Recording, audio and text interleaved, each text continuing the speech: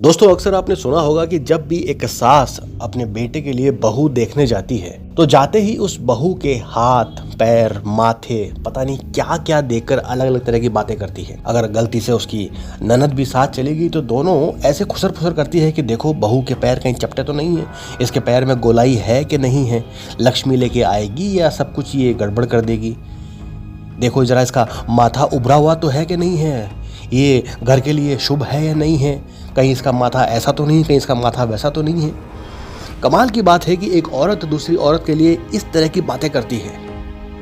ये कौन डिसाइड करेगा कि इसके माथे और इसके पैर से इसका भाग्य कैसा होना चाहिए।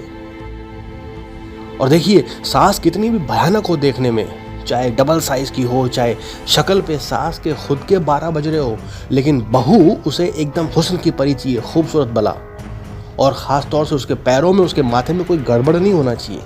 कमाल की बात है, शरीर की बनावट के हिसाब से ये डिसाइड करते हैं कि ये बहू हमारे घर के लिए शुभ है या नहीं है। एक औरत हो के दूसरी औरत के लिए इस तरह की धारणा कैसे रख सकती है। आपने कभी सुना है कि अमेरिका, जर्मनी, ब्रिटेन, यूरोप में भी इस तरह की धारणाएं होती होंगी, वहाँ भी एक औरत दूसरी औरत में इस तरह की बातें देखती होंगी। अलबत्ता वहाँ पहले बात तो अपने बेटे के लिए बहू देखने की ज़रूरत है ही नहीं, क्योंकि सब लोग अपने लिए खुद ही ढूंढ लेते हैं। यहाँ ये ठेका सास को दे रखा है। इस तरह की हरकतें सिर्फ इस देश में ही हो सकती है, क्योंकि सास ये भूल जाती है कि वो भी कभी बहू थी, उसे भी तो कोई ना कोई घर में लेके आया है, चाहे वो आज कैसी भी दिखती हो। और अगर सास को मौका मिला है अपने बेटे की बहू देखने के लिए तो बस बहू की परेड कराए बगैर रहती नहीं है। बेटा जरा चल के दिखाओ, इसकी उंगलियां लंबी है कि छोटी है, ये अपने बेटे को कब्जे में रखेगी या हमारी बात भी सुनेगी, ये सास की सेवा करेगी या नहीं करेगी। कैसी मेंटालिटी है ये। बहू की उंगलियां, पैरों की, उसके पैर की बनावट, उसका माथा, उसकी आंखें, उसकी शक्ल, उसकी आईब्रो, ये सब देख के डिसाइड किया जाता है कि इस बहू को हम अपने घर लेके जाएं या नहीं लेके जाएं। ये गलत है, मुझे लगता है ये सरासर गलत है। एक औरत होकर दूसरी औरत के बारे में इस तरह की सोच रखना बहुत गलत है। अरे सबको ऊपर वाले ने बनाया है और सबको ऊपर वाले ने अपने हिसाब से अलग अलग बनाया है। आप कौन होते हो डिसाइड करने वाले कि इसको ऐसा होना चाहिए, इसके शरीर की बनावट ऐसी होनी चाहिए। अरे जो जैसा है उसे वैसे ही स्वीकार करो ना यार। इस तरह की सोच रखना गलत है। सास को भूलना नहीं चाहिए कि वो भी कभी बहू थी, और ये बहू बन के जो आ रही है वो किसी की बेटी है। जैसा भगवान ने बनाया है वैसी ही है, उसे वैसे ही स्वीकार करो।